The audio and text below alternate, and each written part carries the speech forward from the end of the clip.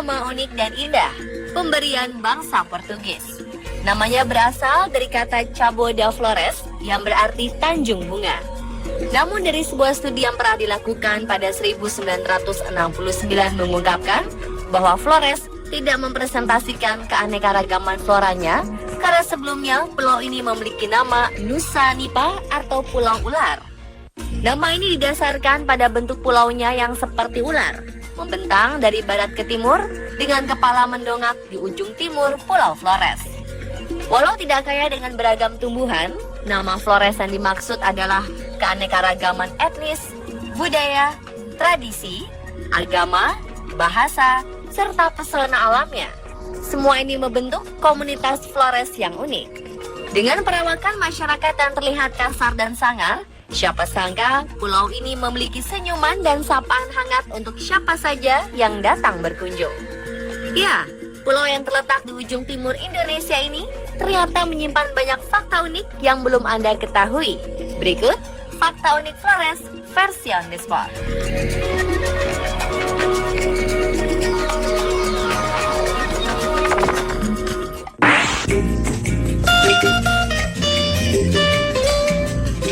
Satu hal yang unik dari Flores terletak di Desa Gancar, Kecamatan Ruteng, Kabupaten Manggarai. Desa Gancar menyimpan keindahan alam luar biasa indah di atas bukit dengan ketinggian 1000 meter di atas permukaan laut. Jika biasanya kita melihat hamparan sawah berbentuk kotak atau persegi panjang, di sini ada hamparan sawah berbentuk jaring laba-laba raksasa. Wow, unik ya! Model persawahan ini hanya ada di Manggarai Raya dan dikategorikan sebagai persawahan unik di Asia Pasifik. Rekomendasi Lonely Planet, sebuah buku panduan perjalanan terbesar di dunia. Model jaring laba-laba atau dikenal dengan lingko lodok ini menjadi satu-satunya model pembagian kebun atau lahan di daerah tersebut. Lodok secara sederhana dipahami sebagai pusat lingko, areal kebun atau sawah yang berbentuk lingkaran. Sedangkan lingko merupakan semua tanah yang dimiliki satu wau, yaitu kumpulan beberapa klan di dalam satu golo. Lingko bukan milik pribadi, tetapi milik wau yang tinggal di satu golo saja. Istilah golo sendiri berarti bukit, merujuk pada sebuah pemukiman tradisional. Golo dalam satu pemukiman tidak harus di puncak bukit, tergantung jauh dekatnya mata air. Dalam sistem lodok, yang bertanggung jawab dalam membagi lingko adalah Tua Teno, yang dipilih dari Tua Panga atau klan yang paling tua dalam satu wau. Tua Teno akan mengadakan rapat untuk menentukan pembagian lingko. Rapat menentukan rembo yang akan ikut dalam pembagian lingko. Rembo adalah hak setiap Panga untuk mengambil bagian dalam lodok lingko. Kalau lingkonya luas, maka semua Panga akan mendapat bagian. Tapi jika lingkonya kecil, maka mereka yang tidak mendapat bagian akan diberikan kesempatan pada lodok lingko bon, yaitu lingko yang tidak mempunyai hubungan esensial dengan golo. Pembagian lingko sendiri akan dimulai dengan acara yang dikenal sebagai Tente Teno, yaitu menancapkan kayu bernama Haju Teno ke lubang yang telah digali sebelumnya, tepat di pusat lingko. Dari kayu teno inilah nanti akan ditarik garis jari-jari lingkaran yang kemudian menjadi batas antar kebun. Di sekeliling teno akan ditancapkan kayu-kayu kecil yang disebut lanceko. Pada lance inilah akan diikat tali. Bayar kat tali tergantung jumlah panga dalam satu golo. Di luar lance itu akan dibuat langgang. Masyarakat Flores sangat kental dengan adat istiadatnya. Mereka sangat menjaga peninggalan leluhur nenek moyang. Maka sawah yang merupakan penopang kehidupan juga harus diatur oleh adat istiadat setempat.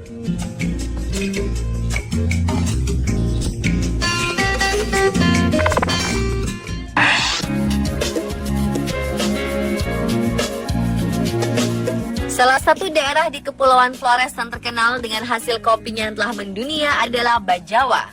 Bajawa berasal dari kata ba yang berarti piring, dan Jawa memiliki arti perdamaian. Jika diartikan menjadi daerah yang memulai perdamaian untuk mempersatukan keseluruhan Flores menjadi utuh. Bajawa memiliki daerah yang subur dan alami. Kopi Bajawa atau sering disebut sebagai kopi Flores Bajawa adalah kopi jenis Arabica. Perkebunan kopi di Bajawa memiliki ketinggian 1.300 meter di atas permukaan laut. Semakin tinggi daerah perkebunan, maka kopi yang dihasilkan akan semakin baik.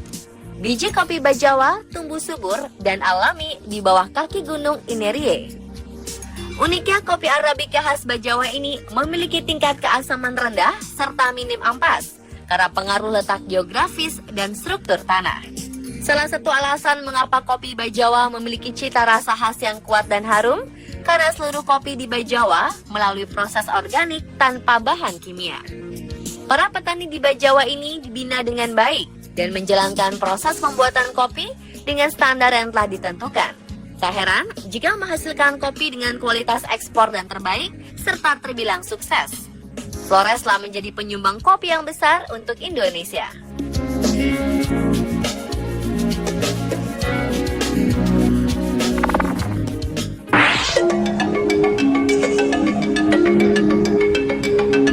Tak banyak orang yang tahu jika Kabupaten Ngada, Kecamatan Bajawa, tepatnya di Desa Bela, sekira 8 km dari pusat kota Bajawa, memiliki panorama tebing yang indah dengan pemandangan savana yang terhampar luas.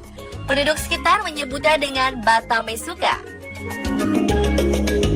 Di balik tebing dan perbukitan ini tersimpan sebuah cerita unik yang dipercaya masyarakat sekitar sebagai peninggalan nenek moyang, yaitu berupa batu menyerupai ngadu dan baga yang merupakan simbol laki-laki dan perempuan.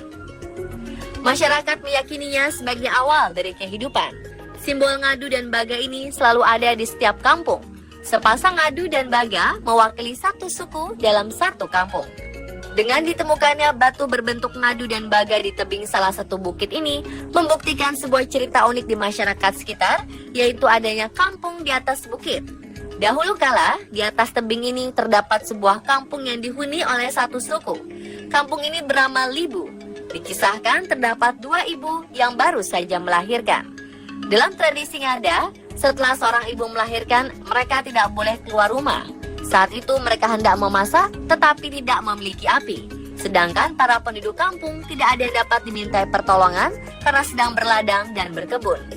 2 orang ibu ini pun mengutus seekor anjing peliharaannya untuk mengambil api dari kampung sebelah dengan cara mengikatkan serabut kelapa ke ekor anjing untuk membawa bara api. Setelah mendapat api dan mempersiapkan hidangan malam harinya, salah satu ibu menceritakan hal tersebut kepada penduduk kampung. Sayangnya, tak satu pun percaya akan cerita tersebut dan menganggap semuanya hanya bualan, bahkan mentertawakan cerita tersebut. Menurut tradisi, hal-hal yang terbilang aneh seperti yang dilakukan anjing itu tidak boleh ditertawakan. Belum lagi fakta bahwa menurut tradisi Ngada, anjing merupakan hewan sakral yang kerap digunakan untuk melakukan sumpah ritual. Akibatnya mereka mendapatkan hukuman berupa api yang keluar dari tengah kampung dan longsor yang melenyapkan kampung. Retakan pada bukit membuktikan asal api. Banyak warga berlarian meninggalkan kampung. Namun menurut cerita, beberapa warga yang selamat ketika meninggalkan kampung membawa alat musik labago. Ketika sedang mencoba menghindari musibah, labago tersebut terjatuh.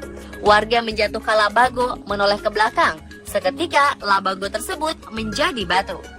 Menurut kepercayaan, ketika sedang meninggalkan kampung karena terjadi musibah, warga tidak boleh menoleh ke belakang.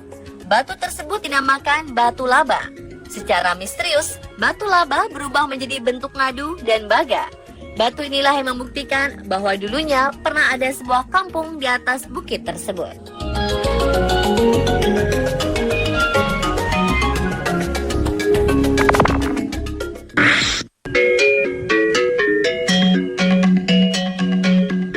Siapa tak mengenal jalan lintasan Flores atau Trans Flores?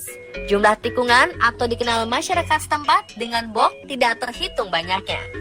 Jarak antara tikungan satu dengan tikungan lainnya sangat dekat, sehingga bisa dibayangkan betapa ekstrim dan berbahayanya lintas ini. Belum lagi jurang dan tebing di sisi jalan, membuat para pengguna jalan harus ekstra berhati-hati.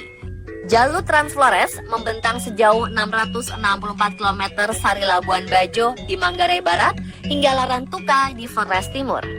Tingginya curah hujan tinggi di bulan September dan Oktober menambah kengerian saat melintasi jalan ini. Tetapi kengerian ini terbayar dengan adanya beberapa air terjun yang turun dari tebing-tebingnya. Salah satunya ada di kilometer 14 Trans Flores menuju Kabupaten Ende. Tak disangka, air terjun kecil-kecil yang keluar dari celah-celah bebatuan tebing setinggi 30 meter ini berjumlah puluhan. Uniknya, air terjun ini hanya akan kita temui saat curah hujan tinggi. Masyarakat sekitar menamakan air terjun ini dengan nama Ngai Dae, karena di atas tebing-tebing terdapat sebuah kampung bernama Ngai Dae. Unik ya?